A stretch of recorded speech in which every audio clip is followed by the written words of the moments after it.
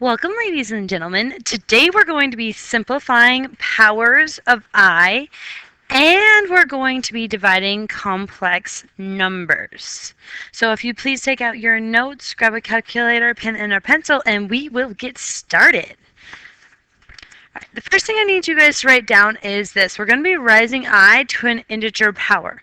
Okay, so we're going to start with 0, and we know anything to the 0 power is just 1. Okay, then we're going to move on and we're going to do I to the first power. Well, anything to the first power is just itself, so we're going to get I. Now, this is when we start having to remember what we did the other day. Now we have I squared. And we learned that I squared is the same as saying negative 1. Okay, now we're going to take it a little bit further. We're going to go I cubed.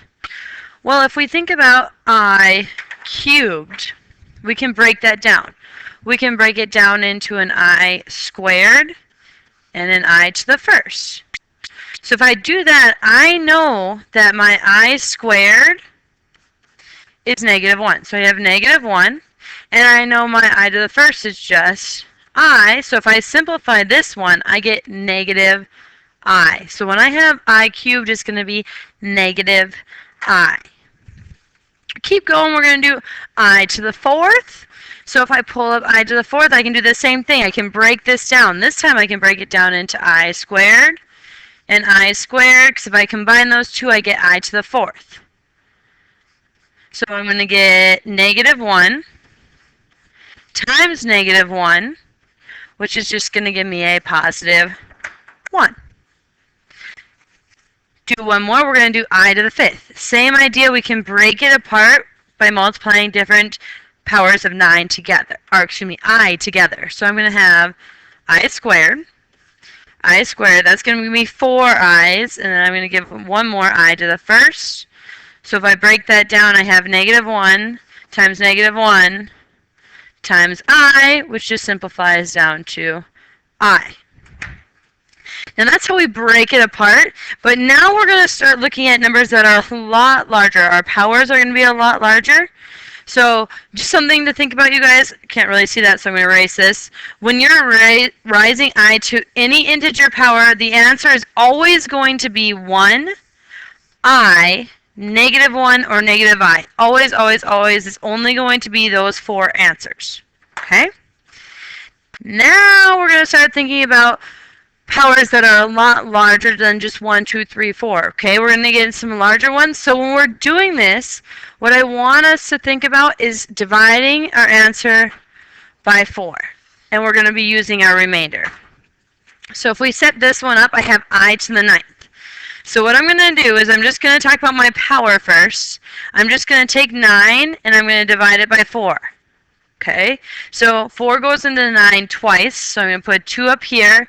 2 times 4 is 8. That goes here. Subtract, I'm left with 1. This is what I'm going to use when I'm solving this. I'm just going to use the remainder. So I'm going to have a new problem that's going to be I to the first power, which is just I. So I to the 9th is same as I to the first, which is just I.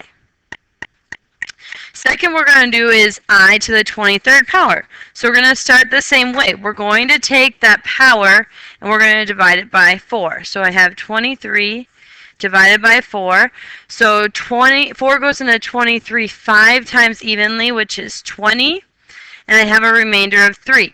Same idea. I'm going to use this remainder to make a new problem. So I have I to the 3rd power, which if you remember that I to the 3rd power is negative I, you can just write that. If you need to break it down again into square and into I to the 1st, we would get negative 1 times I, which is negative I. Okay? So breaking those down. Last one like this is this. So we have negative 3 times I to the 56th power. So first thing we're going to do here, we're going to worry about this 56. We're going to break it down. So I have 56 divided by 4. So 4 goes into 5 once. Remainder of 1, bring my 6 down. 4 goes into 16 4 times, and I get 16. My remainder for this one is 0. So my new problem is going to be negative 3i to the 0. Well, anything to the 0 power is just 1, so I get negative 3 times 1, which is just negative 3. And that is my answer for this one, ladies and gentlemen. So when we're breaking down our powers with I, we're just going to take our power number, whatever integer that is, and we're going to divide by 4, and we're going to make a simpler problem. Okay? That is that. Now we're going to move on, ladies and gentlemen. So make sure you have these 3 examples in your notes, please. We're going to move on to dividing complex numbers. Now, I would really like you guys to have all these steps written down so that you guys can go back and look at this anytime. So please write this down. Here we go. So to divide, our first step to divide a complex number is we must multiply both the numerator and the denominator by the congruent. Now, to find the congruent of a complex number, we need to change the sign between the two terms in the denominator. That's going to be really important where we're changing the sign, but it's only between the two terms in the denominator. Okay? And we're going to see what that looks like in a little bit. Step number 2. We're going to distribute it in both the numerator and the denominator, multiplying out the congruent. Step number 3, we're going to simplify our powers of I, and we're going to remember that I squared is negative 1. That's very important. We were just talking about that. Then step number 4, we're going to combine like terms in both the numerator and denominator. That is, combine the real numbers with the real numbers and the imaginary numbers with the imaginary numbers. And step number 5, we're going to write our answer in A plus BI. Okay, so we want our I to be the second part. So we're going to go ahead. I'm going to do 3 examples that need to be in your notes as well, please. So here's example number 1. So please put this in your notes. So I have 2 over 6i. Now I can't have the I in the denominator, so I'm going to get rid of it. Now remember, we have to change the sign of our i's, so I have to multiply the top and the bottom by negative 6i. That's what it means when we're finding that determinant, that we're changing that number in front of I. So when I do that, on the top, I'm going to distribute that 2. I'm going to get negative 12i. On the bottom, I'm going to distribute that 6i. So I'm going to get negative 36i squared. Now we have to remember that our I squared equals negative 1. So I'm going to rewrite this as negative 12i over negative 36 times negative 1. Simplify this, I'm going to get negative 12i. On the bottom, I have a negative 36 times a negative 1, which is just going to be 36. Now, this one's just one term, so we have to see if I can simplify, and I can. So I'm going to get a negative 1i over 3. That is my final answer for this one, okay? So I just multiplied the top and bottom by the opposite sign of my I. Now, if we move on to the second problem, make sure you get this one down in your notes, please. It's 3 divided by 4 plus I. Now, to find that determinant, what we're going to do is we're going to take this, and this sign has to switch. So I'm going to multiply the top and the bottom by 4 minus I now. So I'm just switching that sign right there, the second sign only. When I do that, I'm going to distribute this 3 to both parts. So I'm going to get 12 minus 3i on the top. On the bottom, I have to double distribute. So I'm going to take that 4 times 4, and that 4 times negative I. So I get 16 minus 4i, and then I'm going to take this I and distribute it. So plus 4i minus I squared. So that's what we get here.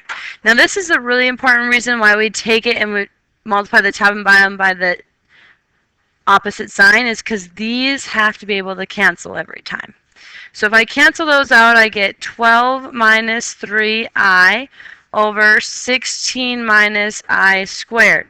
But now, remember, I squared, this can be changed into negative 1. So I need to make sure I do that. When I do that, I get 12 minus 3i over 16 minus a negative 1. That becomes a positive. So I'm going to combine my like terms, and I'm going to get 12 minus 3i over 17. And this is my final answer because I can't simplify any further. All right? All right, moving on to our last example. Please make sure you get example number 3 into your notes.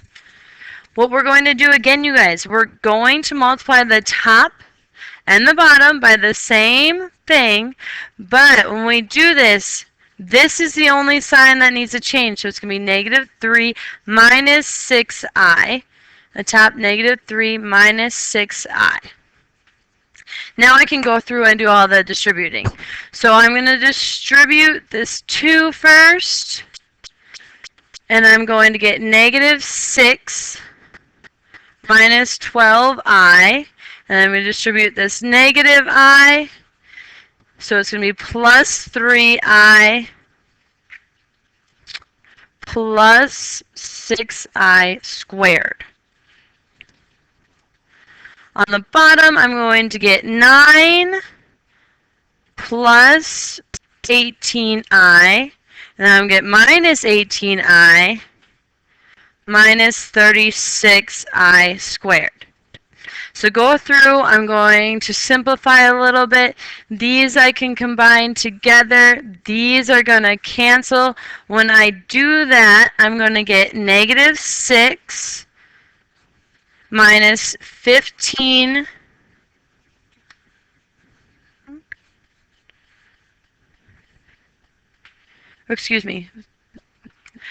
minus 9i